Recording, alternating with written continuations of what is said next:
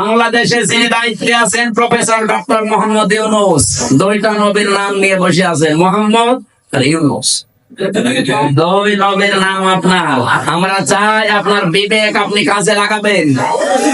বিবেক বহির্ভূত কোন কাজ যদি এই দেশে আপনি থাকতে চালু হয়ে যায়, তাহলে আল্লাহ কিন্তু ভুল সিদ্ধান্ত চাপিয়ে দেবে। হাসিনা বানিয়েছে, ওর বিচারপতি বানিয়েছে, মামলার আয়ু বানিয়েছে, সাক্ষীরা বানিয়েছে, তাহলে এটিএম আজহারুল ইসলাম এখনো কেন জেলখানায় আছে? এটা যদি বিবেকে মেনে নেয় না, তাহলে কেন? আমরা চাই আজহার সাহেবকে বর্ষদিন বৃহস্পতিবারে ওনার আবার আরেকটা ডেট আছে, এই ডেটে যেন আর কোন বাঙালিকে হাইকোর্ট দেখানো না হয়। আমরা এই মাসলুম মানুষটার মুক্তি চাই, আপনারা চান না? তারা চান দেখে লিল্লাহি তাকবীর।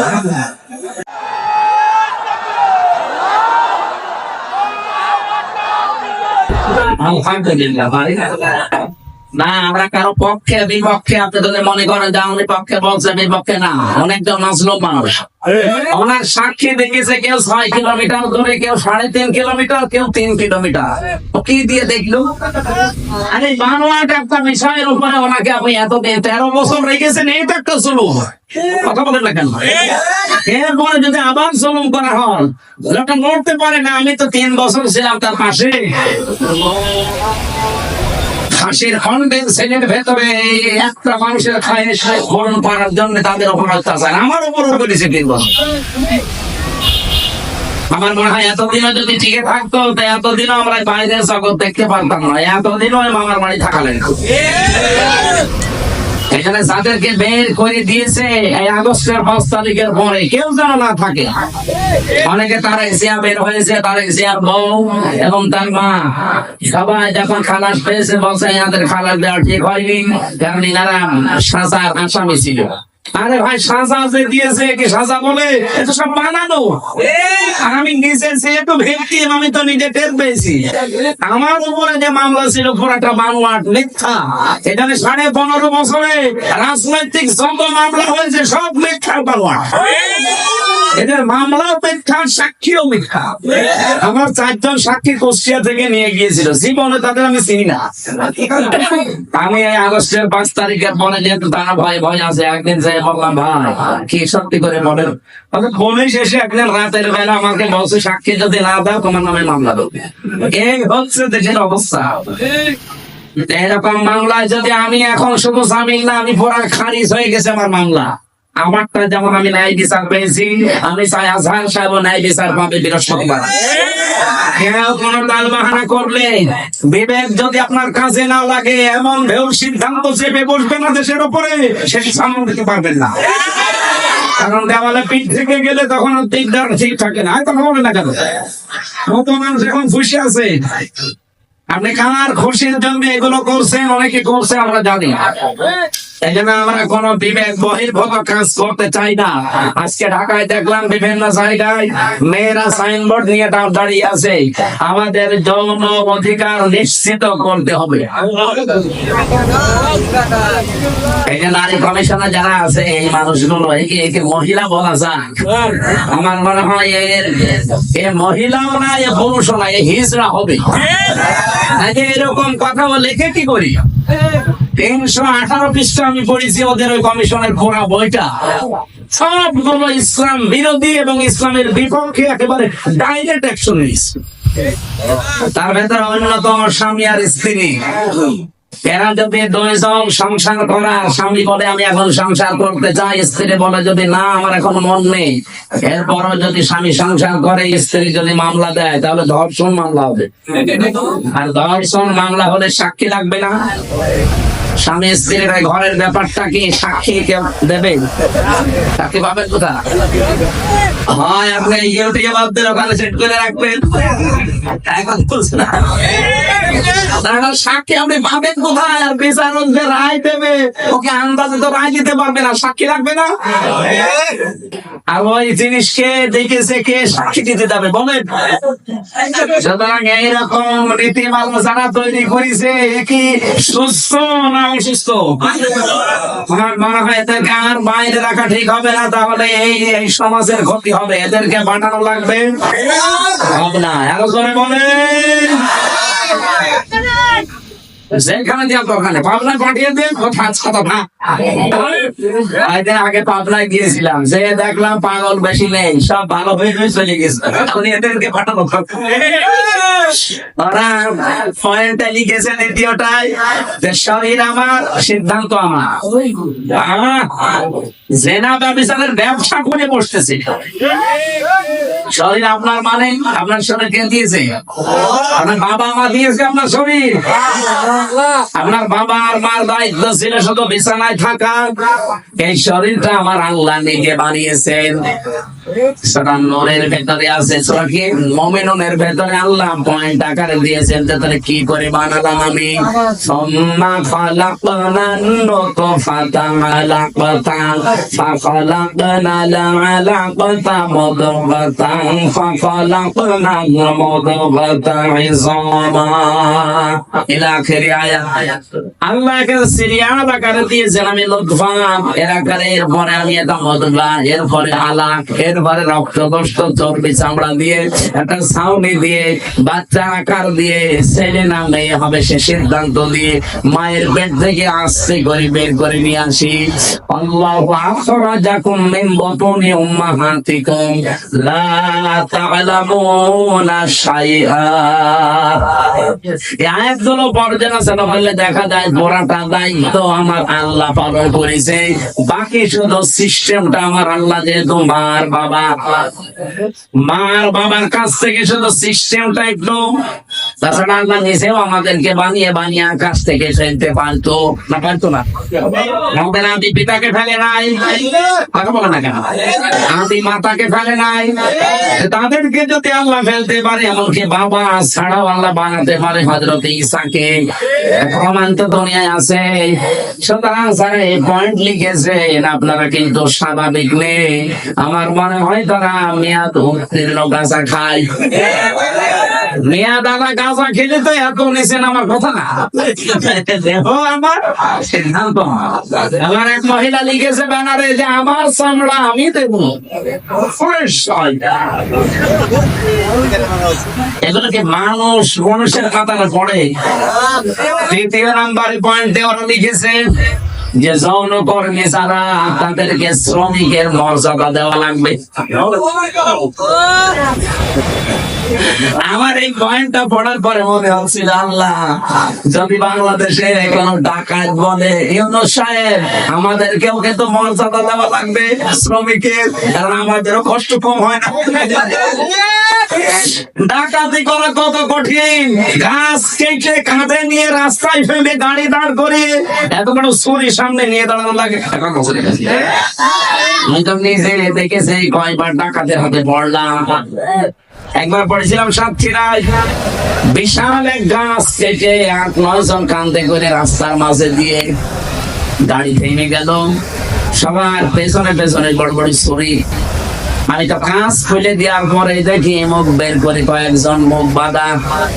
আমার টাকা পয়সা আমি আগেই বের করে বলছিলেন, আপনার টাকাও নেব, আল্লাহ মাফ করবে। এত কষ্ট করছে আর বলছে আপনার টাকাও নেব, আল্লাহ মাফ করবে। কষ্ট হচ্ছে না যে কত বড় গাছ, আপনার ঘাম ঝরছে কপাল দিয়ে। যদি কালকে থেকে আওয়াজ চলে যে ডাকাতি করতে কম কষ্ট না, আমাদের শ্রমিকের মর্যাদা দেওয়া লাগবে।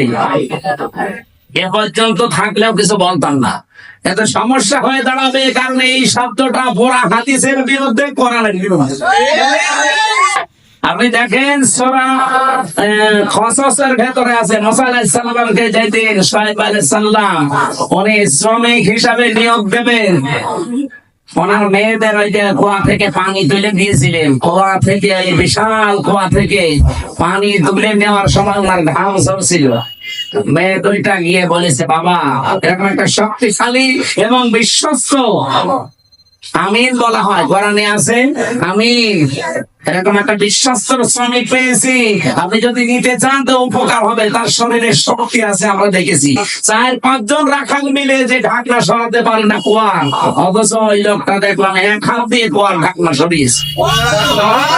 শ্রম দিলে মানুষের শরীর থেকে ঘাম ঝরে, এই ঘামের মর্যাদা এত বেশি। আল্লাহর নবী জানিয়েছেন, আল কাসিবু হাবিবুল্লাহ, যারা কাজ করে খায় নিজের হাতে, ঘাম ঝরায় শরীর থেকে, এরা সাধারণ মানুষ থাকে না, এরা আল্লাহর বন্ধু। আর সেইটাকে আপনি কোথায় মিলাচ্ছেন বলেন?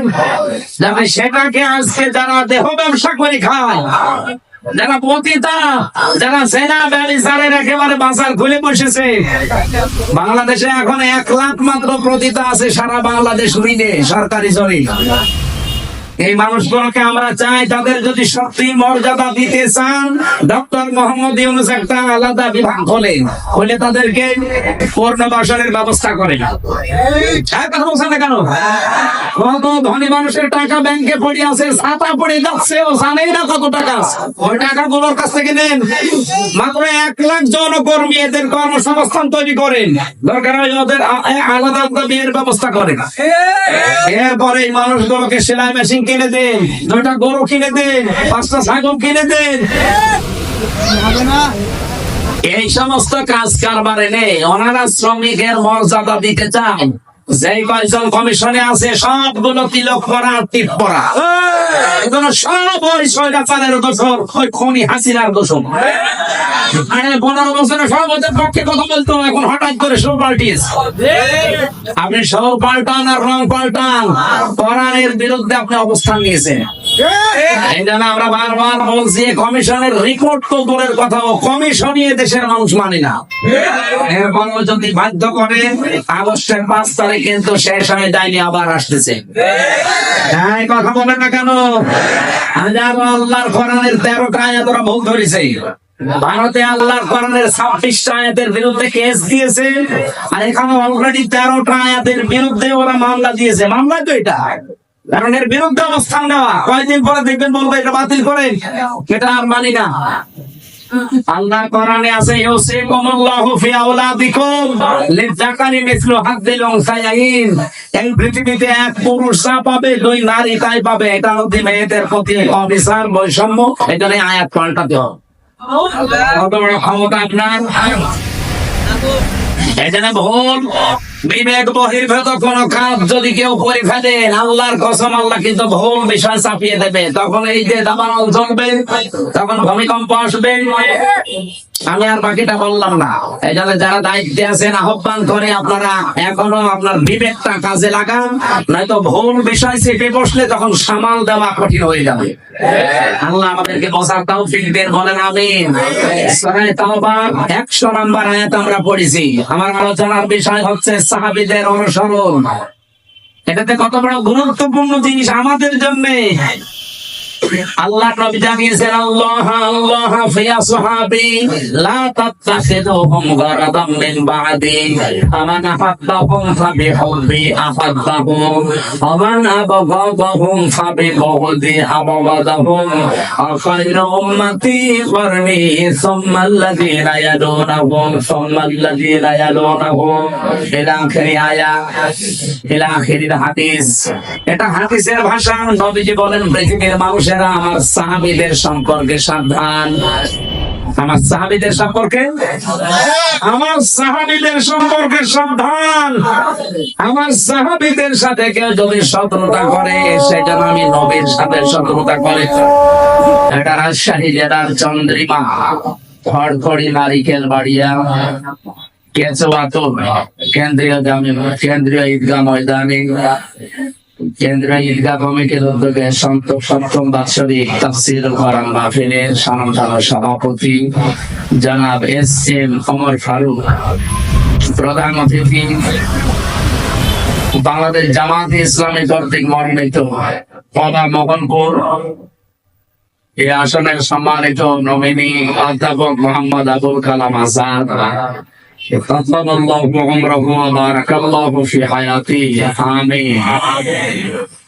এতক্ষণ যারা আলোচনা রাখলেন আপনাদের এলাকার সন্তান মাওলানা রেজাউল ইসলাম উজ্জ্বল, মাওলানা হোসাইন মাহফুজ, হাফেজ মাওলানা আব্দুর রশিদ, বিশেষ অতিথি অনেক মানুষের নাম দিয়েছেন। যেহেতু আজকে সময় কম, তো একবারে দোয়া করছি ওয়ারফা'না লাকা যিকরা, এদের মর্যাদা সম্মান যেন আল্লাহ দুনিয়া আখিরাতে আরো বাড়িয়ে দেয়। মর্যাদা সে আল্লাহ বাড়াবে, আমার তো ভেতরে কোনো কিছু থাকা লাগবে নাকি? আমার ভেতরে কিছু নাই, আন্দাজে আল্লাহ মর্যাদা বাড়াবে। মর্যাদার সম্মান আল্লাহ নিজের জন্য, রাসূলের জন্য, ঈমানদার যারা তাদের জন্য। ওয়ালিল্লাহিল ইজ্জাতু ওয়া লিরাসূলিহি ওয়া লিল মুমিনিনা ওয়ালাকিন্নাল মুনাফিকিনা লা ইয়ালামুন। ইজ্জত, সম্মান, মর্যাদা আমি আল্লাহ এটা রেখেছি, নির্ধারিত করে দিয়েছে আমার নিজের জন্য, আমার রাসূলুল্লাহর জন্য। আর 2 নম্বরে, 3 নম্বরে যারা পৃথিবীতে ঈমান আনে তাদের জন্য। সুতরাং যাদের ঈমান আছে এদের মর্যাদা যেন আল্লাহ আরো বাড়িয়ে দেয়। ঈমানে যাদের ভেজাল আছে এটা যেন ভেজাল মুক্ত হয়। ভেজাল ঈমানদার দেশে নেই। এখন অনেক মানুষ কিন্তু ধরা পড়ে যাবে, যেহেতু আমরা সম্মান কামনা করেছি শুধু দুনিয়া না, উভয় জগতে। ইমানদারদের ভেতরে আমরা এমন ইমানদার আছি শুধু এই জগৎ বিশ্বাস করি, আর একটা যে জগৎ আছে ওটার বিশ্বাস আমাদের অনেকের নেই। আমি উভয় জগতের সম্মান কামনা করি, তো দোয়া কবুল হবে না। দোয়া কবুল হওয়ার জন্য সিস্টেম লাগে। এই জন্য যারা উভয় জগতে বিশ্বাসী, এইরকম মানুষ যারা এখানে এসেছেন, আল্লাহ পাক দুনিয়া আখিরাত মিলে তাদের মর্যাদা সম্মান আমরা চাই যেন আরো বেড়ে যায়। কথা বলা যাবে না ভাই। যে আয়াত দিয়ে সম্মানের কথা জানালাম, এই আয়াতটা পরিচিত না অনেকের? সূরা আলাম নাশরার ভেতরে আছে 4 নাম্বার আয়াত, ওয়ারফা'না লাকা যিকরা। যদি ওই লাকা দিয়ে বিশ্বনবী মুহাম্মদ রাসূলুল্লাহকে আল্লাহ উদ্দেশ্য করে জানিয়েছে, হে নবী আমি কি আপনার নামকে, সম্মান মর্যাদাকে উপরে তুলি না? কত উপরে তুলেছি, আমার নাম যেখানে সেখানে আপনার নাম আমি লিখে দিয়েছি। আমাদের আদি পিতা হযরত আদম আলাইহিস সালাম, আপনারা জানেন এই পৃথিবীতে 350 বছর পর্যন্ত তিনি কেঁদেছিলেন, তো মাপ পাননি। তিনি যখন 350 বছর পরে বললেন, আল্লাহ মুহাম্মদ রাসূলুল্লাহ রাসূলায় আমাকে মাফ করে দাও, আল্লাহ মাফ করে দিয়েছিলেন। প্রশ্ন করেছিলেন যে এই নাম তুমি জানলে কি করে, কোথায় পেয়েছো এই নাম? হযরত আদম বলেছিলেন, আল্লাহ যেদিন জান্নাত থেকে তুমি আমাকে বের করে দাও, আমি জান্নাত থেকে বিদায় নেওয়ার সময় জান্নাতের মেন গেটের উপরে তোমার নামের পরে এই নামটা লেখা ছিল, আমি দেখেছিলাম, লা ইলাহা ইল্লাল্লাহু মুহাম্মাদুর রাসূলুল্লাহ। আমি মনে করলাম যে এই নামটা দামি নাম হবে, অবশ্যই তোমার নিকটবর্তী কেউ হবে না, তোমার নামের পাশে এই নামটা থাকতো না। আল্লাহ ওই দিন তার মর্যাদা জানিয়েছিলেন যে এটা তোমার এই সন্তান হবেই। এটা পৃথিবীর শ্রেষ্ঠ মানুষদের একজন।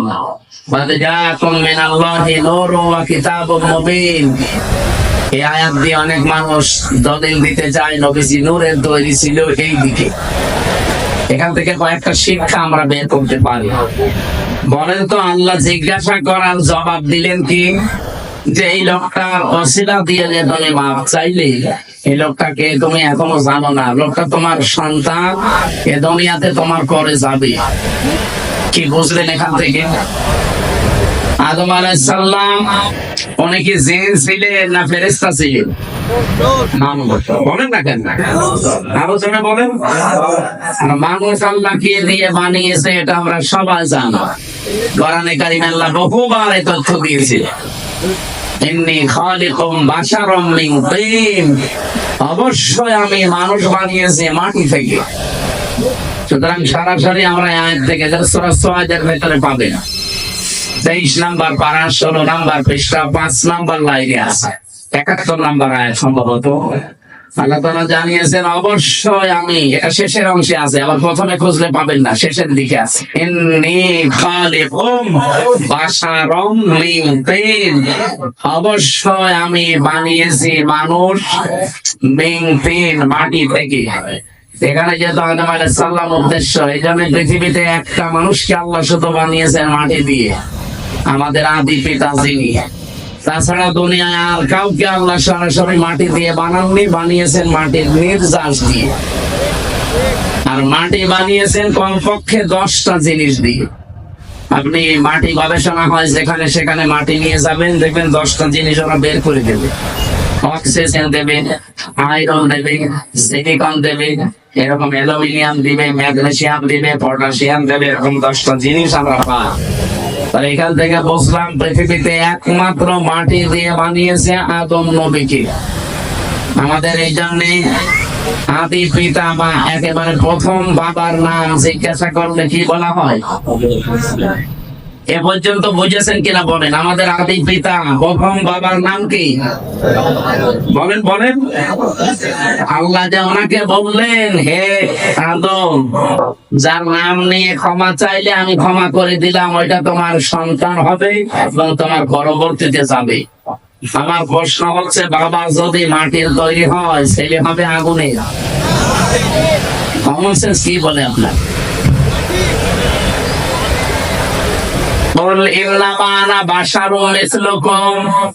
হে নবী, আপনি বলেন আমি তোমাদের মতোই মানুষ।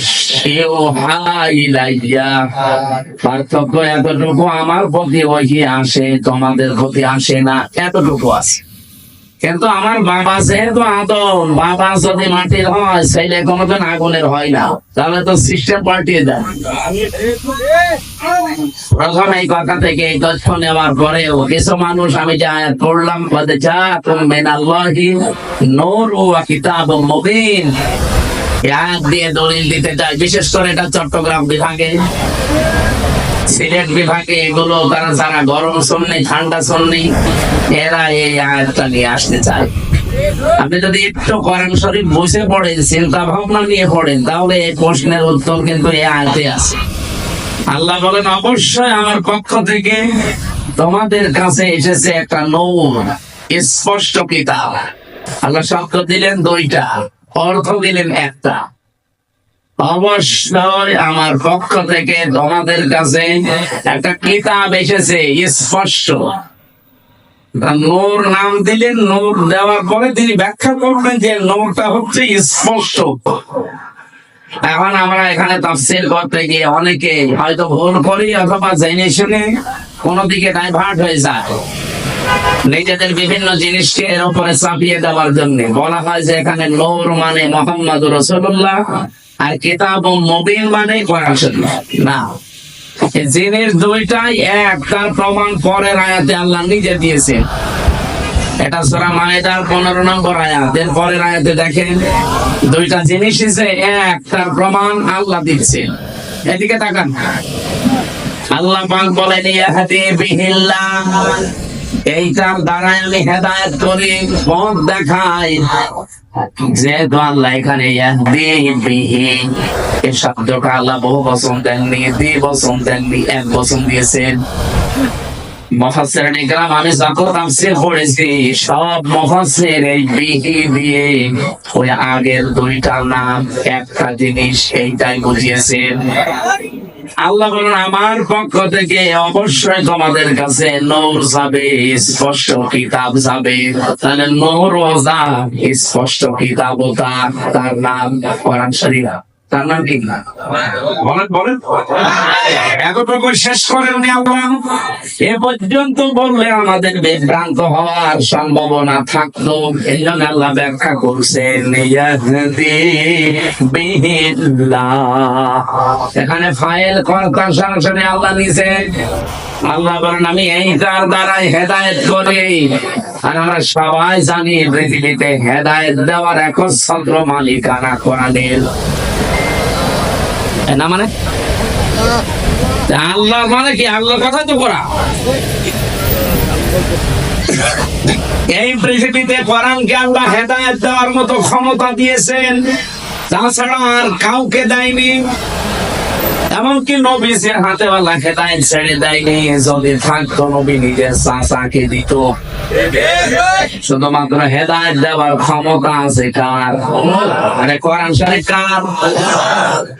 সেজন্য যালিকাল কিতাবু লা রাইবা ফিহি, যে কিতাবের আগে আলিফ লাম দিয়ে আল্লাহ নির্দিষ্ট করে দিয়েছেন একটাই মাত্র কিতাব দুনিয়ায় পাঠালাম যেটা মানুষকে হেদায়েত দিতে পারে। এবার সে আমরা মূল কথায় যেতে চাই। যেহেতু পৃথিবীর একখানা কিতাব আছে মানুষকে হেদায়েত দিতে পারে, আর কেউ পারে না, সেই হিসাবে আল্লাহ কিতাবের নাম এখানে নূর বলার পরে আবার উল্লেখ করেছেন কিতাবুন মুবিন। ওই নূরটাই হচ্ছে স্পষ্ট কিতাব। কোরআন শরীফের তাফসীরে এটা হচ্ছে মাযহারের ভেতরে আছে 55টা নাম পাবেন আপনি কোরআনের। 55টার ভেতরে 5 নাম্বার নাম আপনি এটা পাবেন। আমি 55টায় নাম পড়ে দেখেছিলাম। কোরআনের নাম হচ্ছে আল কোরআন, আল ফুরকান, আল কিতাব, আন নূর, আত তানজিল। এভাবে একটা একটা করে আপনি নাম পাবেন 55টা। যেহেতু কোরআনের নাম আমার আল্লাহ নিজে নূর দিয়েছেন, আর এই কোরআনের বরকত অথবা এই কোরআনের পরিস্থিতি আমাদের কাছে আরো স্পষ্ট করার জন্য পরবর্তী শব্দে আল্লাহ কিতাবুন মুবিন লাগিয়েছেন। আমাদের রাজশাহী, খুলনা, রংপুর এই সমস্ত বিভাগে যেহেতু সমস্যা একটু কম এই শব্দ নিয়ে, তারপরও স্পষ্ট করছি নবীজি নূরের তৈরি বললে তার সম্মান বাড়ে না, আর কমে যায়।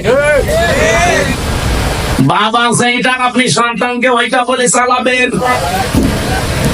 বিশ্বনবী মুহাম্মদ রাসূলুল্লাহ, এখান থেকে আপনি প্রমাণ আজকে পেলেন। ইয়াহদি বিহিল্লাহ, এই বিহি 1 বছর। এজন্য পৃথিবীতে কোরআন শরীফ হচ্ছে নূর, আর মুহাম্মদ রাসূলুল্লাহকে আল্লাহ নূর দিয়ে বানিয়েছেন। এই আয়াত দিয়ে দলিল দিয়ে আপনি একটা পাগল। তাহলে বিহি আল্লাহ দিত না, বিহি মা দিত, যে নবীজি এবং কোরআন শরীফ এই দুইটা দিয়ে আমি হেদায়েত দান করি। বিহি মা দিল না কেন? আমি আলেমদেরকে বলছি যারা একটু লেখাপড়া করেন এই আয়াতটা নিয়ে বাড়ি যারা চিন্তা ভাবনা করবেন। আমার তো মাথা ছোট, ভুল হতে পারে। যাদের মাথা বড় বড় আছে, বড় মাথায় আছে, হুজুর বসে আছে না, কে যেন বড় বড় পারে, কি মাথা দেখেছে? আমার মনে হয় দড়ি মাথা পেলে ওনার মতো হবে। ওনার মতো বড় বড় মাথা যাদের, তারা যেন আর একটু চিন্তা ভাবনা করে। বিহি আর বিহিমা, ইয়াহদি বিহিল্লাহ মান ইত্তাবা'a রিদওয়ানাহু সুবুলাস সালামি ওয়া ইখরিজুহুম মিনাজ যুলুমাতি ইলান নূর। আল্লাহ পাক বলেন এইটার দ্বারা আমি হেদায়েত ধরি। এইটা মানে এখানে 1 বছর কোরআন। মান ইত্তাবা'a, যে ব্যক্তি অনুসরণ করবে কোরআনকে, রিদওয়ানাহু, এবং তার সন্তুষ্টি চাইবে, তার মানে আল্লাহ। সুবুলাস সালাম, সুবুল বহু বচন, সালাম আল্লাহ পাক তার নিজের নামটা এখানে দিলেন। পৃথিবীতে যত শান্তির পথ আছে সব আমার আল্লাহ কোরআনে দিয়েছেন। এই শান্তির পথ আমার আল্লাহ তাকে নসিব করবেন যদি এটা অনুসরণ করা হয়। ইখরিজুহুম, তিনি বের করবেন তোমাদেরকে। ইখরিজুহুম দিয়েছেন, তিনি বের করবেন তোমাদেরকে মিনাজ যুলুমাতি ইলান নূর, অন্ধকার থেকে আলোর দিকে। আর যেটা দিয়ে তিনি বের করবেন তার নাম যে নূর। আমরা বলি কোরআন, নাকি? আমার মনে হয় এই প্রশ্নের উত্তর আর দেওয়ার দরকার নেই, আপনি স্পষ্ট হয়ে গেছেন। যে কথা বলতে চাই এখান থেকে, মুহাম্মদ রাসূলুল্লাহর নাম নিয়ে হযরতে আদম নবী 1 দিন 2 দিন না 300 বছর খণ্ডন করে মাফ পাননি। সেই নাম কার কারণে আল্লাহ মাফ করে দিয়েছিলেন। এই জন্য সম্মান মর্যাদা দুনিয়াতে আল্লাহ যত বেশি এই পৃথিবীতে দিয়েছেন, একেবারে সে আরশের মেন দরজা থেকে শুরু করে জান্নাতের মেন গেট থেকে শুরু করে তামাম পৃথিবীতে যেখানে আল্লাহর নাম সেখানে রাসূলের নাম। আপনি দেখেন বাংলাদেশে প্রায় 1110 কিলোমিটার পথ, টেকনাফের একেবারে শেষ গ্রাম থেকে পঞ্চগড়ের তেতুলিয়ার ওই বাংলা বান্দা পর্যন্ত সব মিলে আপনি হিসাব করে দেখবেন 1110 কিলোমিটার। কত? 1110 কিলোমিটারের ভেতরে শুধু বাংলাদেশের এরিয়ায় আমি হিসাব করে দেখেছি কম পক্ষে 13 মিনিট 4 সেকেন্ড একাধারে আজান হয়। আমার একটু কষ্ট হয়ে যাচ্ছে।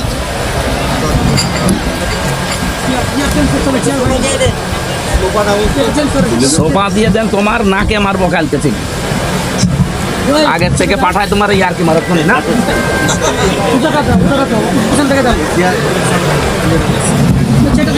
ছাতা তো উল্টো পাল্টা লাগে, এটা খারাপ।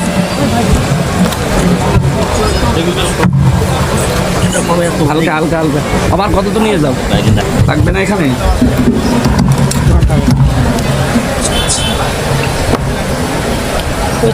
এখন চা খাবে কখন মানুষ? চা লাগবে না, নিজান চা খাও।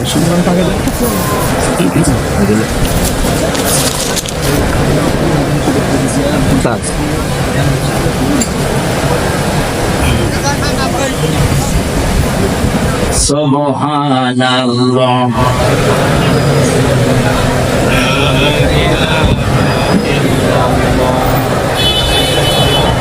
দিয়ে দেবেন কি কিছু আছে?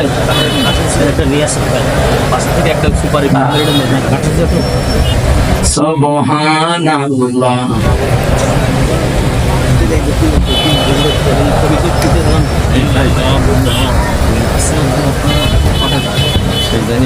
আরে না খাবার করো। সুবহানাল্লাহ আলহামদুলিল্লাহ। আমি জিকির করতে দিয়েছি, কি করেন আপনি? সুবহানাল্লাহ আলহামদুলিল্লাহ লা ইলাহা ইল্লাল্লাহ।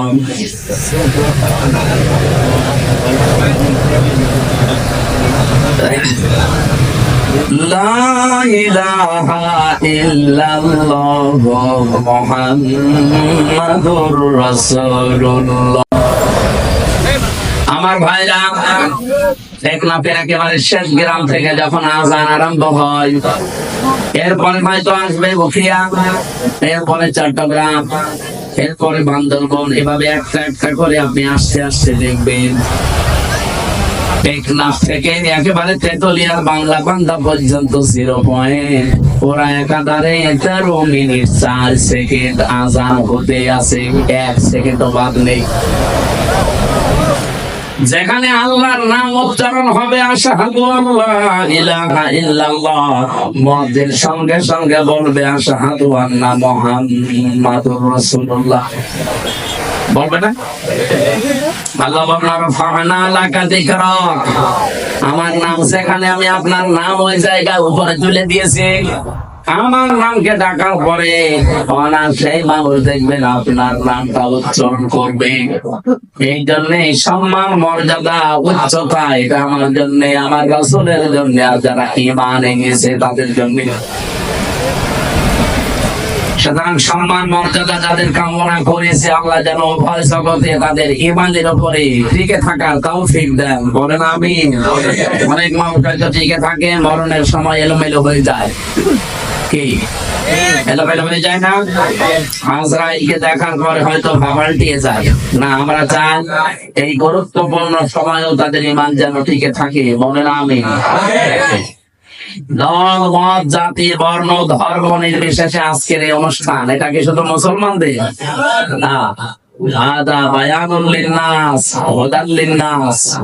মানুষ ভগবানকে আমরা যারা বিবেচিত সবার জন্য আল্লাহ আজকের এই অনুষ্ঠানটা কবুল করেছেন, কারণ আমরা মানুষ। কোরআন শরীফ যেহেতু সবার জন্য, যারা মানুষ তাদের জন্য। শুধু মুসলমান যারা দাবি করে কোরআনকে শুধু তাদের, অন্যান্য ধর্মে যারা আছে তারা হয়তো তাদের ধর্মীয় গ্রন্থ, পুরোহিত, ঠাকুর এবং তাদের ধর্মগুরু যারা, তারা ছাড়া কেউ পড়তে পারে না। কোরআন শরীফ আল্লাহ ওইভাবে দেয় না। এই জন্য বাংলাদেশে আজ 54 বছর এখনো পর্যন্ত কোনো দাঙ্গা হয়নি, কারণ কোরআন আমরা মনে করি এটা মুসলমানদের জন্য না, এটা সবার জন্য। আর বিশ্বের অন্যান্য দেশে, বিভিন্ন দেশে আমরা দেখি এখনো দাঙ্গা চলছে। অলরেডি ভারতে দাঙ্গা আরম্ভ হয়ে গেছে, কারণ ওদের যে ধর্মীয় গ্রন্থ, ওদের গুরু ঠাকুর পুরোহিত ছাড়া কেউ পড়তে পারে না। ওরা আমাদেরকে সবক দেয়, সারা বিশ্বের মোড়লদেরকে শোনায় যে আমাদের দেশে নাকি সাম্প্রদায়িক সম্প্রীতি নেই। এই পৃথিবীতে একটাই দেশ যেখানে রোজা আর খোঁজা পাশাপাশি হয়। একবার বলে না কেন ভারতে হতে পারে না? হতে পারা কি গরু জবাই করলে তাকে সবাই করে ফেলছে। পৃথিবীর 4-6জন মানুষের নাম আছে নিকৃষ্ট মানুষের তালিকায়, তার ভেতরে মোদির নাম আছে। কারণ এই লোকটা পৃথিবীতে নিকৃষ্ট হওয়ার পেছনে কিছু কারণ আছে। কয়েকদিন আগে আপনারা দেখেছেন গোবিন্দ পরামানিক, বাংলাদেশের একজন হিন্দু মহাজোটের মহাসচিব গোবিন্দ চন্দ্র পরামানিক, এই লোকটা জানিয়েছে যে তাম দুনিয়ার হিন্দুদেরকে আমি আহ্বান জানাচ্ছি যে এই মাতাল মোদিকে থামান। একটা মাতাল, এই মাতালি করে যা আরম্ভ করেছে কিছুদিন পরে পৃথিবীতে বসবাসের অযোগ্য হয়ে পড়বে। আপনি কি মনে করছেন দাঙ্গা শুধু ভারতে থাকবে? বাতাস বাংলাদেশে ঢুকলো বলি, বাতাস ঢুকতে তো আর কোনো কিছু বাধা প্রাপ্ত হয় না, কাটা তার পার হয়ে চলে আসবে। আমরা চাচ্ছি এই মাতাল লোকটা যেন থেমে যায়, যদি থামতে না যায় ওকে থামানোর ব্যবস্থা করা দরকার। আর এক কোনাঙ্গার আছে আমার দোস্ত, এই লোকটাকে যেন থামানো হয়। এদের এই ভুল সিদ্ধান্ত গুলোর কারণে আগামীর পৃথিবী বসবাসের অযোগ্য হয়ে পড়ছে। আজকে ইসরায়েলে যে ভূমিকম্প হয়েছে আপনি দেখেছেন, এই লোকটা, এই নেতানিয়াহুর নামে এই লোকটা শুধু একটা অবৈধ চিন্তা ভাবনার কারণে 1500 বছর আগে সূরা ইউনূসের 100 নম্বর আয়াতের ভেতরে শেষের দিকে পাবেন এটা। আল্লাহ আমার এইটাই জানিয়েছেন, ওয়া ইয়াজআলুর রিজসা আলাল্লাযীনা লা ইয়াকিলুন। এই পৃথিবীতে কেউ যদি ভুল সিদ্ধান্ত নেয়, কেউ যদি তার বিবেকটা কাজে না লাগায়, তাহলে ভুল সিদ্ধান্ত আল্লাহ তার উপরে চাপিয়ে দেয়। নেতানিয়াহু নামে এই লোকটা, পৃথিবীর এই নিকৃষ্ট মানুষটা, নরেন্দ্র মোদী নামে পৃথিবীর নিকৃষ্ট মানুষটা, এবং আমার দেশে তিনি পালিয়েছেন ওইটাও। ভুল সিদ্ধান্ত নেওয়ার কারণে এদের বিবেকটা কাজে লাগে নাই, এই জন্য আল্লাহ তাদের উপরে ভুল বিষয়গুলো চাপিয়ে দিয়েছিলেন। ওয়ায়াজআলুর রিজসা আলাল্লাযীনা লা ইয়াকিলুন, যারা তাদের বিবেক বুদ্ধি কমন সেন্স কাজে লাগায় না, তখন আল্লাহ তার উপরে ভুল বিষয়গুলো চাপিয়ে দেয়। এটা চাপিয়ে আপনি আজকে করলেন ইসরায়েলের যে দাবানল চলছে, 108টা থেকে 112টার নাম শুনলাম আমরা। এত বড় বড় উন্নত মেশিন তারা সেট করেছে, পানি দিচ্ছে, স্প্রে দিচ্ছে, ওষুধ দিচ্ছে, কিন্তু যত দেয় আগুন তত জ্বলে। কারণ এই আগুন তো আর হামসা লাগায়নি, আগুন লাগিয়েছে কে? আরো জোরে বলেন কে? আপনি কি করবেন এখন? দাবানো, এরপরে আবার ভূমিকম্প। সিদ্ধান্ত যদি আপনি না নিতেন, আপনি বলা তো ঠিক না, বলে শয়তান বলা দরকার। শয়তান যদি ভুল সিদ্ধান্তটা না নিত, তাহলে আমার মনে হয় পৃথিবীতে এই বিপর্যয়টা নেমে আসতো না। ওই দেলাওয়ার নামে এই লোকটাকে জবাই করা দরকার। শয়তান 24 ঘন্টার মনে হয় 8 ঘন্টা চলবে।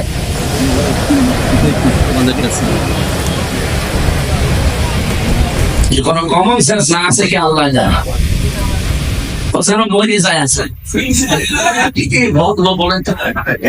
একটা লোক যদি 520 বার বল দেয়, তাহলে একদিনই আমি কি মানুষ না? আমার বউ পর্যন্ত বিরক্ত কি কি কোনো কাজ কম বলে। আমি বাড়ি কমিন না, আমার লাইনে আগে যাই, ওরে আমি 2 হাত দিয়ে চড়াবো। সময় সুযোগ মতো দেবেন, কাজ নেই কাম নেই, যখন তখন আন্দাজে খালি দিতে আছে দিতে আছে। আর মেসেজ লিখে খুব জরুরি কথা আছে হুজুর, বলে কি কেমন আছেন? আমার মনে হয় যে এখনই শর্ট দিব।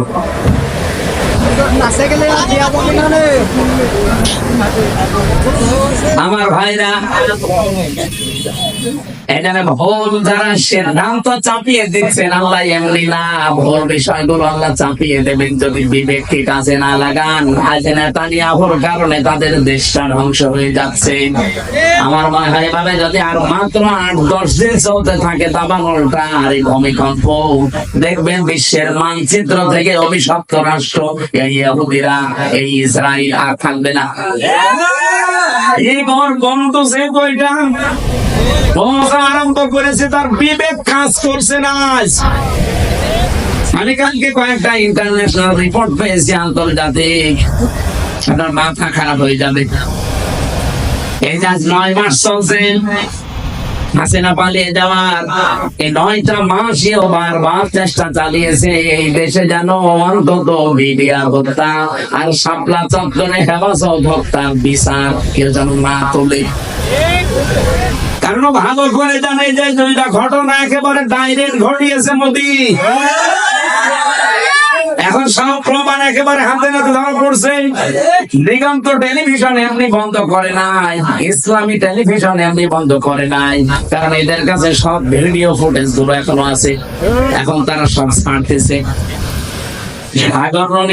এমনি হত্যা হয় নাই, বহু রিপোর্ট তাদের কাছে গোপন বিষয় ছিল, ওদেরকে একটু সাহায্য করেছে, তাকে দুনিয়া থেকে বিদায় করে দিয়েছে। রিপোর্ট গুলো যেহেতু হাওয়ায় ভেসে বেড়াচ্ছে, আর বিশ্বের আন্তর্জাতিক মহল যারা, তারা আমাদের চাইতে আপনাদের চাইতে অনেক চালাক।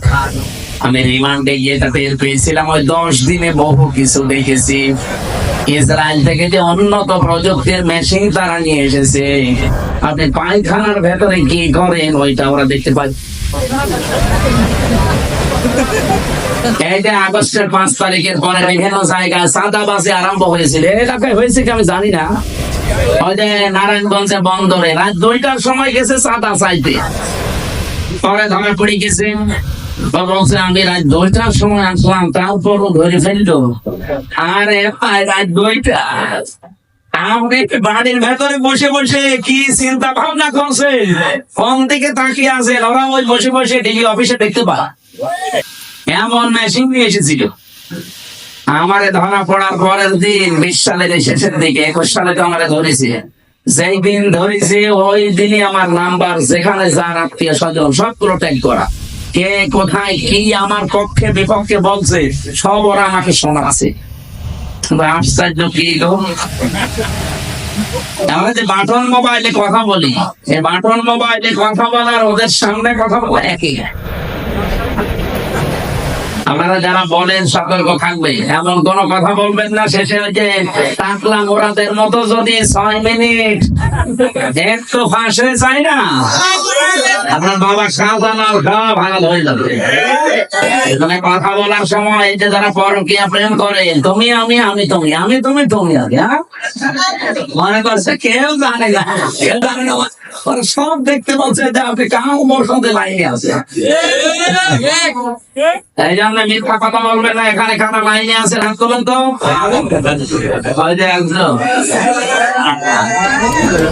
ঠিক আছে, আপনি লাইন চালান, আপনাকে কয়েকদিন পরে দেখা হবে আমার সাথে আপনার লাইন। অনেকে বলে এটা নিরাপদ, কে বলেছে আপনাকে? হোয়াটসঅ্যাপে কথা বলে ওরা দেখতে পাচ্ছে। বাংলাদেশে নিরাপদ হওয়ার মতো কোনো এখন অ্যাপসার নেই। সে যেটাই বলেন, মেসেঞ্জার বলেন, ইমো তো আরো ঘরের ভেতর। কথা বলা আর ওদের সামনে বসে বসে বলা একই। হোয়াটসঅ্যাপটা এটা সবাইকে ওরা ট্যাগ করে না, যাদের টার্গেট করে তাদের। এই যে ভুল সিদ্ধান্ত নেওয়ার কারণে বিবেকটা কাজে লাগছে না, এই কারণে আজকে যে বিপর্যয় নেমে আসবে, এই দাঙ্গা তৈরি হওয়ার কারণে শুধু কি মুসলমান মরবে, হিন্দু মরবে না? এক কথা বলেন না কেন? ওখানে যদি মনে করেন মুসলমান আছে 30 কোটি, হিন্দু আছে 100 কোটি, এই কারণে আপনি মুসলমান 10 জন মেরে ফেললেন, হিন্দু 2 জন মরেছে। বাংলাদেশে আমরা 92 জন মুসলমান 100 জনের, বাকি 4 জন হিন্দু, অন্যান্য জাতি মিলে আর 4 জন। ওখানে যদি 2 জন মুসলমান মরে, এখানে 5 জন মরবে না? সব ছাপা হয়ে যাবে। এই জন্যই তো আমরা জানাচ্ছি যে এই মাতালটাকে থামান। এই মাতালের মাতলামি করার কারণে পৃথিবী ক্ষতি হয়ে যাচ্ছে। আগামীতে আমার মনে হয় পৃথিবী বসবাসের অযোগ্য হয়ে যাবে। বসবাস যে করবেন সেরকম পরিস্থিতি আর পাবেন না। ওই চাচা এসব মরার আগে যা বলেছিল ওইটা দেখতে পাবে, যে ঘর থেকে বের হলে ঘুম আর ঘরে থাকলে ঘুম হয়ে যাবে। আল্লাহ আমাদের হেফাজত করুন, বলেন আমিন। আমি এখান থেকে 2টা দেশের নাম বলার পরে একটা বিষয়ে সিদ্ধান্ত নিতে চাচ্ছি, আপনারা একমত হবেন কিনা আমি জানি না। বাংলাদেশে যিনি দায়িত্বে আছেন প্রফেসর ডক্টর মোহাম্মদ ইউনূস, 2টা নবীর নাম নিয়ে বসে আছেন, মোহাম্মদ আর ইউনূস। 2 নবীর নাম আপনার। আমরা চাই আপনার বিবেক আপনি কাজে লাগাবেন। বিবেক বহির্ভূত কোন কাজ যদি এই দেশে আপনি থাকতে চালু হয়ে যায়, তাহলে আল্লাহ কিন্তু ভুল সিদ্ধান্ত চাপিয়ে দেবে। হাসিনা বানিয়েছে, ওর বিচারপতি বানিয়েছে, মামলার আয়ু বানিয়েছে, সাক্ষীরা বানিয়েছে, তাহলে এটি আমার আজহারুল ইসলাম এখনো কেন জেলখানায় আছে? এটা যদি বিবেকে ভেঙে নেয় না, তাহলে কেন? আমরা চাই আজহার সাহেবকে পরশুদিন বৃহস্পতিবারে ওনার আবার আরেকটা ডেট আছে, এই ডেটে যেন আর কোন বাঙালিকে হাইকোর্ট দেখানো না হয়। আমরা এই মাসলুম মানুষটার মুক্তি চাই, আপনারা চান না? যারা চান দেখে লিল্লাহি তাকবীর।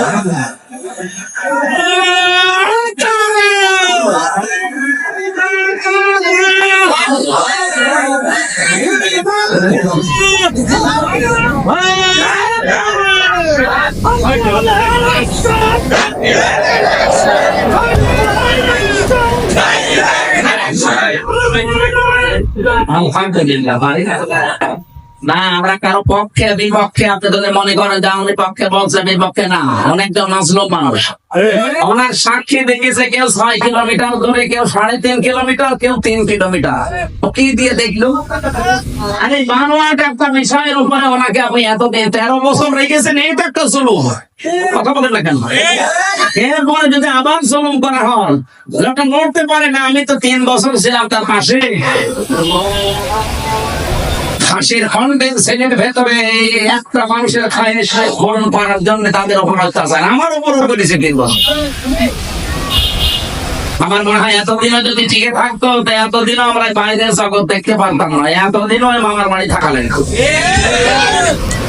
এখানে যাদেরকে বের করে দিয়েছে এই আগস্টের 5 তারিখের পরে, কেউ যেন না থাকে। অনেকে তার এশিয়া বের হয়েছে, তার এশিয়ার বউ এবং তার মা সবাই যখন খালাস পেয়েছে বলছে এনাদের খালাস দেওয়া ঠিক হয়নি, কারণ এনারা সাজার আসামি ছিল। আরে ভাই, সাজা যে দিয়েছে কি সাজা বলে? এটা সব বানানো। আমি নিজে যেহেতু ভিকটিম, আমি তো নিজে টের পেয়েছি। আমার উপরে যে মামলা ছিল পুরাটা বানোয়াট, মিথ্যা। এখানে 15.5 বছরে রাজনৈতিক যত মামলা হয়েছে সব মিথ্যা, বানোয়াট। এদের মামলাও মিথ্যা, সাক্ষীও মিথ্যা। আমার 4 জন সাক্ষী কুষ্টিয়া থেকে নিয়ে গিয়েছিল, জীবনে তাদের আমি চিনি না। আমি এই আগস্টের 5 তারিখের পরে যেহেতু তারা ভয় ভয় আছে, একদিন যে বললাম ভাই কি সত্যি করে বলেন, বলে শেষে একদিন রাতের বেলা আমাকে বলছে সাক্ষী যদি না দাও তোমার নামে মামলা দেবে। এই হচ্ছে দেশের অবস্থা। এরকম মামলায় যদি আমি এখন শুধু জামিন না, আমি পুরা খারিজ হয়ে গেছে আমার মামলা।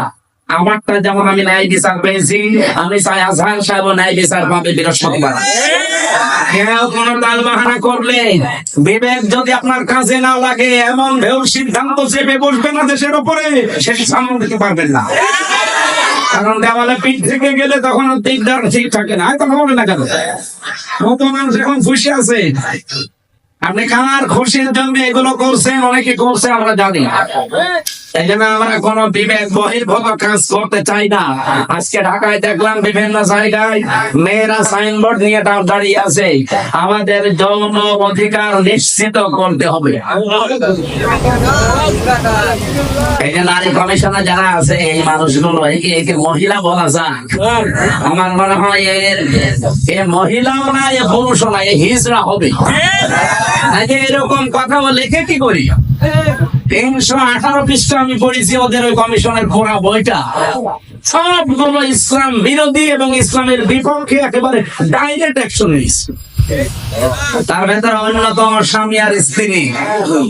এরা যদি দুইজন সংসার করা, স্বামী বলে আমি এখন সংসার করতে চাই, স্ত্রী বলে যদি না আমার এখন মন নেই, এরপরও যদি স্বামী সংসার করে, স্ত্রী যদি মামলা দেয় তাহলে ধর্ষণ মামলা হবে। আর ধর্ষণ মামলা হলে সাক্ষী লাগবে না। স্বামী স্ত্রীর ঘরের ব্যাপারটা কি সাক্ষী কেউ দেবে? সাক্ষী পাবেন কোথা? হয় আপনি ইউটিউবারদের ওখানে সেট করে রাখবেন, এখন বলছে না সাক্ষী আপনি পাবেন কোথায়? আর বিচারক যে রায় দেবে ওকে আন্দাজে তো রায় দিতে পারবে না, সাক্ষী লাগবে না। আর ওই জিনিসকে দেখেছে কে সাক্ষী দিতে যাবে বলেন?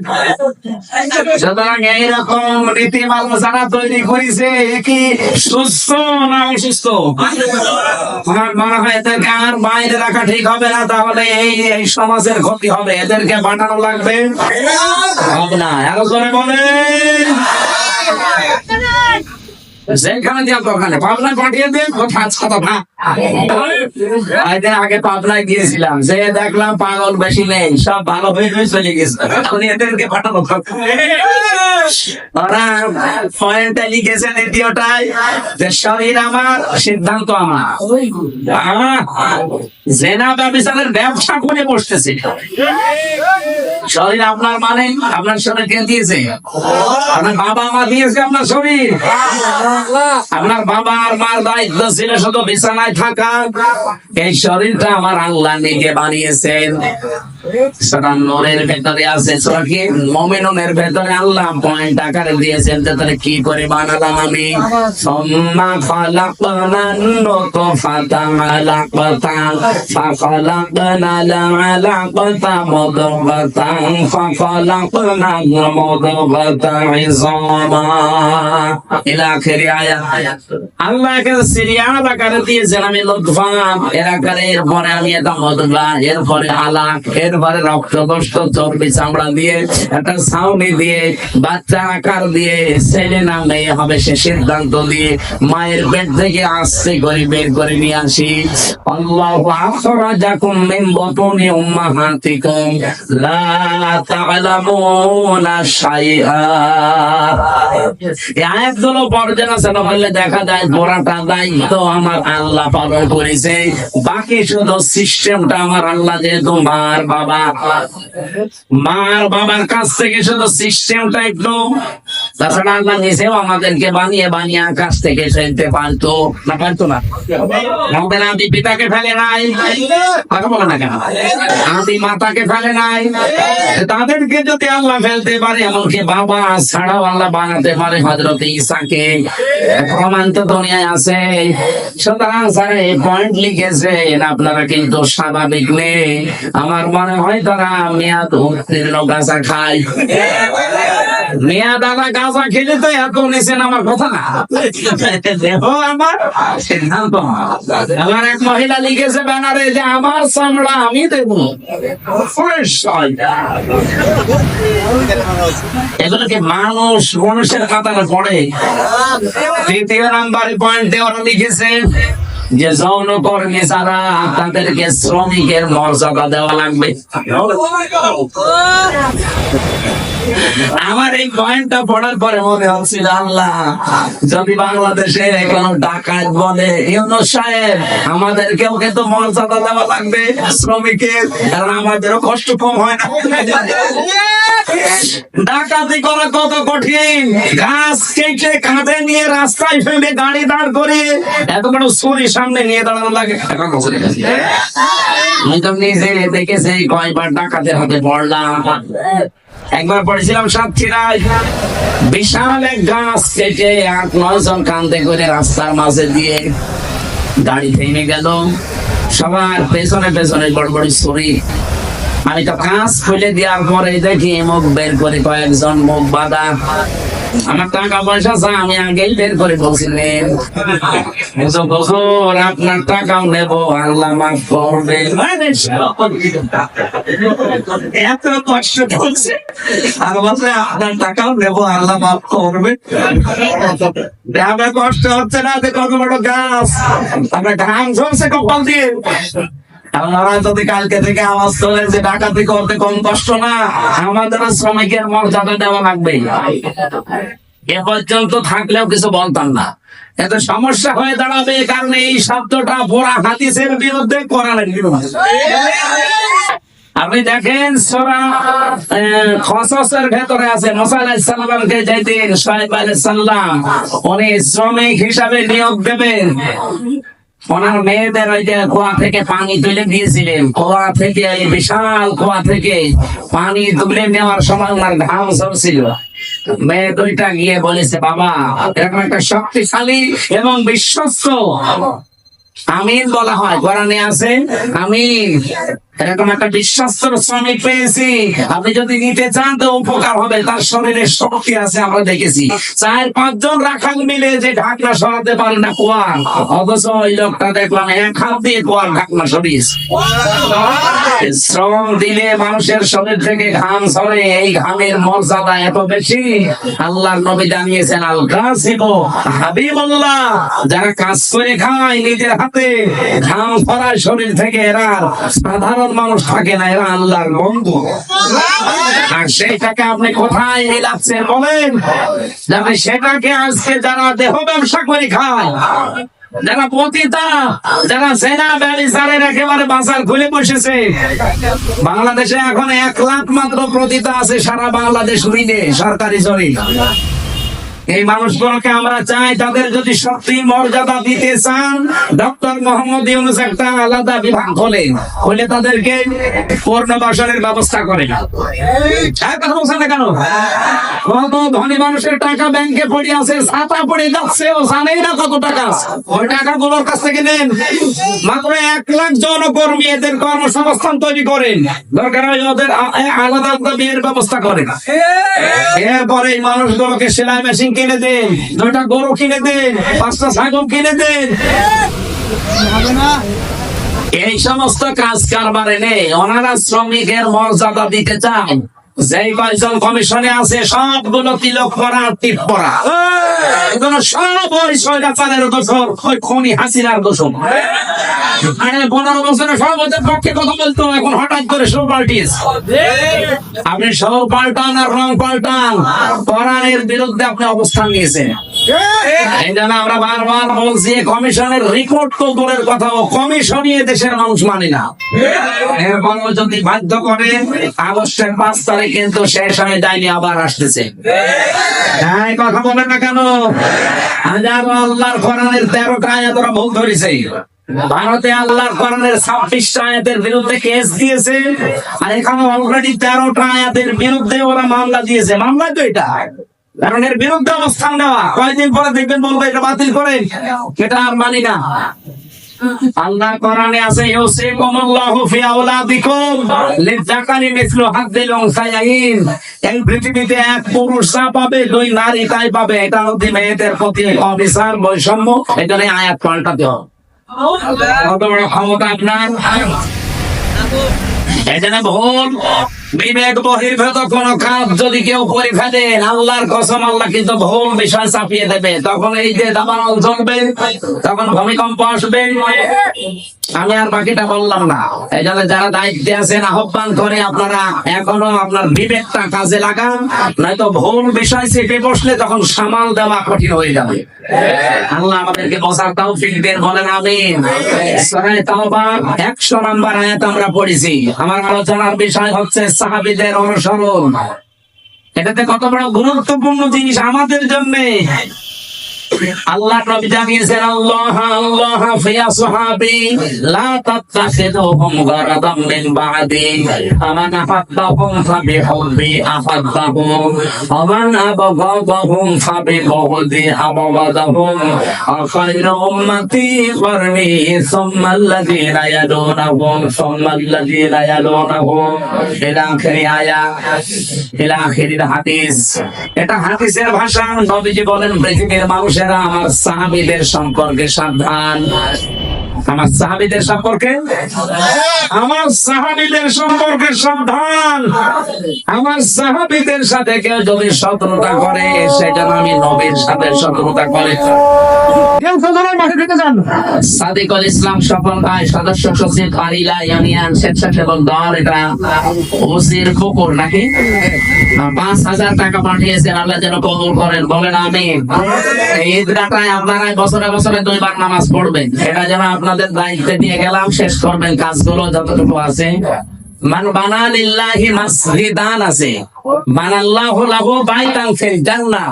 নবীজি বলেন কেউ যদি একটা সেজদার জায়গা বানিয়ে দেয় তার জন্য আল্লাহ নিজে জান্নাতে ঘর বানায়। সেজদা দিতে কি পুরো মসজিদ লাগে, পুরো ঈদগাহ লাগে? কতটুকু? একটা টাইলসের জায়গা হলে হয়ে যায় সেজদা দেওয়া। এটা বলছে না কেন? তাহলে একটা টাইলসের টাকাও যদি আপনি এখানে দেন তাহলে জান্নাতে আপনি একটা পুরো ঘর পাবেন। এখানে মান বানা লিল্লাহি মাসাজিদ, আল্লাহ নবী দেয়নি মসজিদান। একটা সেজদার জায়গাকে মসজিদ বলা হয়।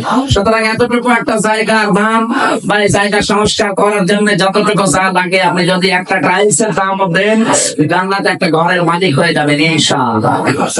বানাল্লাহু লাহু বাইতান ফিল জান্নাহ, আল্লাহ নিজে বলেন আমি ঘর বানাবো। সামর্থ্য থাকলে অবশ্যই দেবেন। যে যা গিয়েছেন ভেতর থেকে বের হয়ে যান। যা সাহাবায়ে কেরামের মর্যাদা আকাশচুম্বী। তারকা দেখতে পান, তারকার চাইতে সাহাবায়ে কেরামের মর্যাদা আল্লাহর কাছে অনেক বেশি। তারা হেদায়েত প্রাপ্ত প্রত্যেকে, আর প্রত্যেকেই জান্নাতি। আমরা বলি যে 10 জন সাহাবী আশারে মুবাশশার, কে বলে আপনাকে? খালি ওই 10 জনই জান্নাতি, আর বাকি যে লক্ষ লক্ষ সাহাবীরা জান্নাত যাবে না? বলেন ওই 10 জন সাহাবীর ভেতরে খাদিজাতুল কুবরার নাম আছে? বলেন না কেন? আয়েশার নাম আছে, ফাতেমার নাম আছে। তারা জান্নাতি না? ফাতেমা জান্নাতের নেত্রী হবে সমস্ত মহিলাদের সর্দার। হযরতে আয়েশা সিদ্দিকা রাদিয়াল্লাহু তাআলা আনহা, হযরতে খাদিজাতুল কুবরা, তাকে আল্লাহ নিজে জান্নাত বানিয়ে দুনিয়ায় পাঠিয়ে সুসংবাদ দিয়েছেন এবং আল্লাহ নিজে তাকে সালাম দিয়েছেন। এই পৃথিবীতে একজনই মহিলা যে আল্লাহর সালাম পেয়েছে এবং জান্নাতে অলরেডি ঘর পেয়েছে জীবিত অবস্থা। অথচ খাদিজা জীবনে একটা ওয়াক্ত নামাজ পড়েনি, এক ওয়াক্ত নামাজ পড়েনি, একটা রোজা রাখেনি, জীবনে একদিনের জন্য পর্দায় থাকেনি। বলেন, তার পুরা জীবন আমি পড়ে দেখেছি, জীবনে কোনোদিন তিনি পর্দায় ছিলেন না। নামাজ পড়লেন না, রোজা রাখলেন না, হজ করলেন না, যাকাতও দেননি, পর্দায়ও নেই। অথচ আল্লাহ সালাম দিয়েছে, জান্নাতে ঘর বানিয়ে পাঠিয়েছে। একটাই কারণ, কারণ উনি ইন্তেকালের পরে এই বিধানগুলো নাযিল হয়, এই জন্য উনি মানতে পারেন না। কিন্তু আল্লাহ তাকে খুশি হয়ে সালাম দিলেন কেন? জান্নাতে ঘর বানিয়ে সুসংবাদ পাঠাবেন কেন? তার পুরো জীবন পড়ে দেখবেন, জীবনে 1 সেকেন্ডের জন্য কোনদিন স্বামীর মনে মনে দুঃখ দেন না। এরকম মহিলা তো এখন ভাবি হোক, এখানে একজন স্বামী হাত তুলতে পারবেন যে জীবনে কোনদিন আমার বউ 1 সেকেন্ডের জন্য আমাকে দুঃখ দেয়নি, কষ্ট দেয়নি? বলেন তো এরকম একজন? মিথ্যা কথা বললে আপনার খবর আছে ভাই। আপনি দুঃখ পাননি নাকি বউ খুশি করার জন্য মনে করছেন যে না বলে ফেলি? না, আমি হাসির জন্য বলি নাই ভাই, আমি হাদিস বললাম। দেখেন এই যে হাজার হাজার স্বামী আমরা মা বোনেরা যারা এসেছেন, আমি জানি না আপনারা আছেন কিনা। আপনি চিন্তা করেন, আপনি নামাজ পড়েন, রোজা রাখেন, কালো বোরকা পরেন, নফল রোজা রাখেন, একটা স্বামী হাত তুলতে পারলো না। আমিও পারি, আমি আন্দাজ একটা কথা বলবো, আমি দুঃখ পেয়েছি এর জন্য আমি পারি। এখানে আমার একটা স্বামীও পেলাম না। মা বোনেরা জান্নাত যাওয়া কিন্তু কঠিন হয়ে যাবে। হ্যাঁ, এখন যদি ওরা বলে হুজুর ওয়াজটা একটু উল্টিয়ে করেন তো, যে একটা স্বামী একটু হাত তুলুক তো জীবনে স্ত্রীর মনে দুঃখ দেয়নি। বাবা শাহসালাম এখানে হবে না, আল্লাহ না, আমাদের চরিত্র আমরা কন্ট্রোল করবো। স্ত্রীর গায়ে যা হাত তোলে এর মতো ইতর মানুষ দুনিয়ায় নেই। হাত না তুলে, হাত তোলা একেবারে হারাম কাজ না, তুলতে পারবে যদি ফরজ নামাজ না পড়ে, দরকার হয় হাত তুলবে। কিন্তু 4 জায়গায় কিন্তু মারা যাবে না, মুখে, মুখে, পিঠে, মুখে, মাথায়, মুখে, বুকে আর পিঠে, এই 4 জায়গায় স্ত্রী লোকের হাত দেওয়া যায়। যদি এই 4 জায়গা বাদ দিয়ে কোনো জায়গায় মারতে চান আপনি মারবেন। খালি নামাজ না পড়লে, রোজা না রাখলে, ফরজ রোজা, জায়েজ যে পর্দাটা আছে এই পর্দাটা যদি না করি, আর 4 নম্বরে যদি স্বামীর জায়েজ কথা না শুনে, কথা বোঝা গেছে? মা বোন যারা এসেছেন, আপনার জান্নাত পাওয়া অতি সহজ। স্বামী যখন বাইরে থেকে আসবে কর্মজীবন শেষ করে, দুনিয়ায় যত কাজ আপনার হাতে থাক সব বাদ। এখন তার সময় দেওয়া, তার কথা মতো চলা, এখন তাকে খুশি করা পৃথিবীর সবচাইতে বড় ইবাদত। শুধু যদি ফরজ নামাজটা আর ফরজ রোজা না হয়। কোন স্বামী যদি পছন্দ করে যে আমার বউ হাতা কাটা ব্লাউজ গায়ে দিলে আমার ভালো লাগে, আপনি তাই দেবেন? কথা বলছে না কেন? ওরা গায়ে দেয় কিন্তু স্বামীর জন্য না, ওই মার্কেটে যাওয়ার সময়। মহিলা এরকম উল্টা পাল্টা পোশাক পরে রাস্তাঘাটে আসে কি স্বামীকে খুশি করার জন্য না পাবলিক? আপনি একটা দায়িত্ব, আর দায়িত্ব স্যার জানে জান্নাত হারাম। নামাজ পড়ে রোজা রেখে আর কালো বোরকা পরে কি করবেন? আমরা খাতে যাবেন খবরার মতো মহিলা চা, কথা বলে না কেন? ঠিক, মোহাম্মদ রাসূলুল্লাহর মতো পুরুষ হওয়া লাগবে না?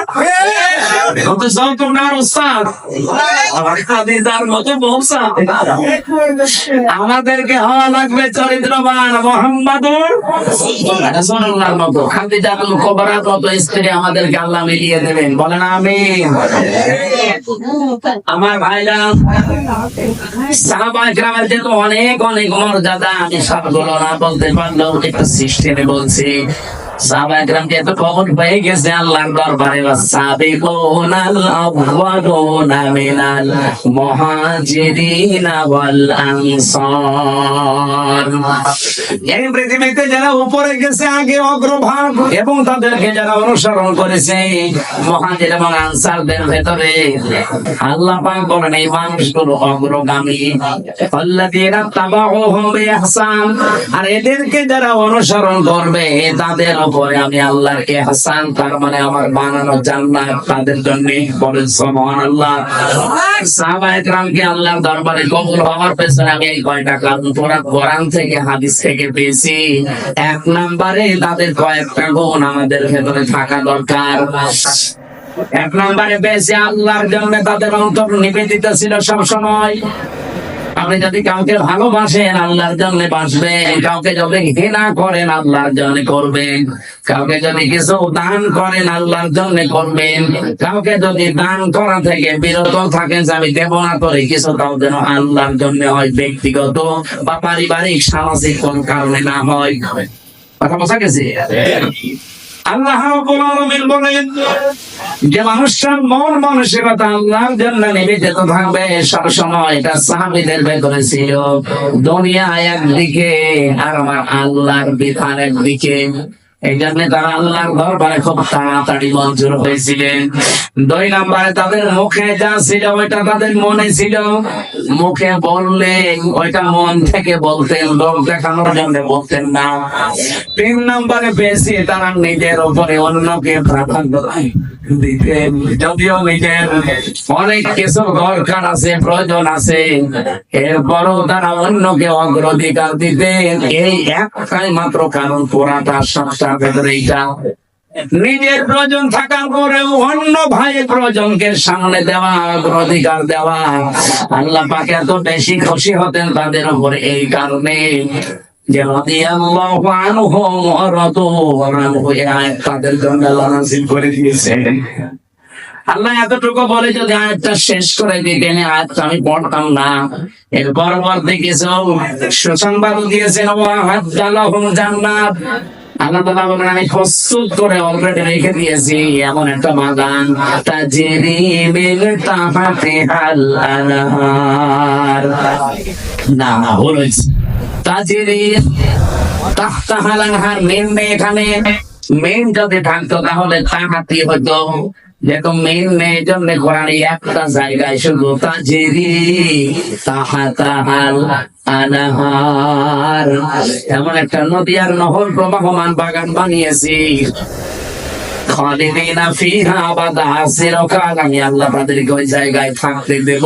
যালিকাল ফাওজুল আযীম, এটা জীবনের মহা সফলতা। বলেন সুবহানাল্লাহ। এই আয়াতটার ভেতরে আমি কয়েকটা তথ্য পেয়েছি। সূরা হাশরের 9 নম্বর আয়াতের ব্যাখ্যা পেয়েছি। ويؤثرون على أنفسهم ولو كان بهم خصاصة, আল্লাহ পাক বলেন ওদের নিজেদের প্রয়োজন আছে, এর বড় তারা অন্যকে অগ্রাধিকার দিয়েছে। হযরতে আনাস রাদিয়াল্লাহু তাআলা আনহু বলেন, নবীজি মসজিদে নববীতে 3 দিন পর 3 দিন মেহমান এসেছে তার কাছে। একবার মেহমান আসার পরে রাতের বেলা আসার পর বিশ্বনবী ডাক দিয়ে বললেন, আজকে এই মেহমানটা নিয়ে যাওয়ার মতো আমার ক্যাপাসিটি নেই, তোমাদের যদি কারো থাকে ক্যাপাসিটি তাহলে বলো একটু নিয়ে যাও। হযরত আনাস বললেন, নবী আমার কাছে দেন। নিয়ে গেলেন বাড়িতে, স্ত্রীকে বলে নবীর মেহমান, যা পারো খেতে দাও। স্ত্রী ঘরের ভেতরে ডাক দিয়ে বলছেন, দেখেন যা খাবার আছে 2টা ছেলে মেয়ের শুধু হবে, আমরাই না খেয়ে থাকবো মনে করছিলাম, আপনি এরপরে আবার মেহমান নিয়ে এসেছেন। ঠিক আছে, নিয়ে যখন এসেছেন আর রাসূলুল্লাহর মেহমান, আপনি কাজ করেন, আপনি একটু মেহমানকে নিয়ে গল্প করেন, কথাবার্তা বলতে থাকেন। আমি এই ফাঁকে 2টা বাচ্চাকে ঘুম পাড়িয়ে দেই। ঘুম পাড়িয়ে দিয়ে নিজের মেহমানকে সাথে নিয়ে আপনাকে আমি যখন বাচ্চাদের খাবারটা দিয়ে দেব, এরপরে আমি নিজের থেকে বাতি নিভিয়ে দেব। আপনি অন্ধকারের ভেতরে শুধু মুখ নাড়াতে থাকবেন আর মেহমানকে খাবারটা দিতে থাকবেন আর বলবেন, এই তো আলো নিয়ে আসো, আলো নিয়ে আসো। একবার বলতে বলতে যখন খাবার শেষ হয়ে যাবে, আপনি শুধু মুখ নাড়াতে থাকবেন আর হাত নাড়াবেন। অন্ধকারের ভেতরে যেন সে মেহমান বুঝতে পারে যে না, আপনিও খাবার চালাচ্ছেন। শেষ হয়ে গেল খাবারটা এভাবে। সকালবেলা মসজিদে নববীতে হযরত আনাস বলেন, আমি নামাজে গেছি, নবীজি আমাকে ডাক দিয়ে বললেন, মেহমানের সাথে কি ব্যবহার করলে, কেন আল্লাহর আরশ পর্যন্ত খুশি হয়ে গেছে, এই তোমাদের নামে সূরা হাশরের 9 নম্বর আয়াত নাযিল হয়ে গেছে। নিজেদের প্রয়োজন থাকার পরও যারা অন্যের অগ্রাধিকার দেয়, অন্যকে গুরুত্ব দেয়, তাদের জীবনটা সাহাবীদের মতো আল্লাহ কবুল করে নেয়। আজ বাংলাদেশে এটা খুব বেশি দরকার। এটা আজকে দল মত জাতি বর্ণ ধর্ম নির্বিশেষে খুব বেশি দরকার। যদি সাহাবীদের মতো কবুল হতে চান, গ্রহণযোগ্য হতে চান, নিজের প্রয়োজন থাকার পরও অন্যেরটা অগ্রাধিকার দেবেন। এটা আমাদের অনেকের মন আছে, কিন্তু আমরা পেরিয়ে উঠি না বোর কারণে। আমার বোনের জন্য, আমার ভাইয়ের জন্য, আমার চাচার জন্য, আমার ফুফুর জন্য আমার মন আছে, আমি কিছু করবো, আমার অগ্রাধিকার দেওয়া দরকার তাদের বলতে, তাদের পরিবারের, তাদের অসচ্ছলতা। কিন্তু অনেক পরিবারে আছে বউ শুধু টান দিয়ে ধরে না, অত দরকার কি? এরকম বউ দেশে নেই? আর বউ এরকম আছে, ছোট হাত বলেন তো এলাকায় ওসব নেই। এরপরে সাহাবায়ে কেরাম কবুল হওয়ার পেছনে কারণ পেয়েছে 4 নাম্বার, যারা লোক দেখানো কোনো কাজ করতেন না। আল্লাহ পাক বলেন, আল্লাযীনা হুম ইউরাউনা ওয়া ইয়ামনাউনাল মাউন। আমরা যা করি, যতটুকু ছোট হোক আর বড় হোক, যেন আল্লাহর জন্য হয়। 5 নাম্বারে পেয়েছি তারা কাফেরদের প্রতি বড় কঠোর ছিলেন। এটা সূরা ফাতিহার 29 নাম্বার আয়াতে তথ্যটা পাবেন। মুহাম্মাদুর রাসূলুল্লাহ আল্লাযীনা মাআহু আশিদ্দাউ আলাল কুফফার। সাহাবায়ে কেরাম আল্লাহর দরবারে কবুল হয়েছিলেন, তার 5 নম্বরে কারণ ছিল তারা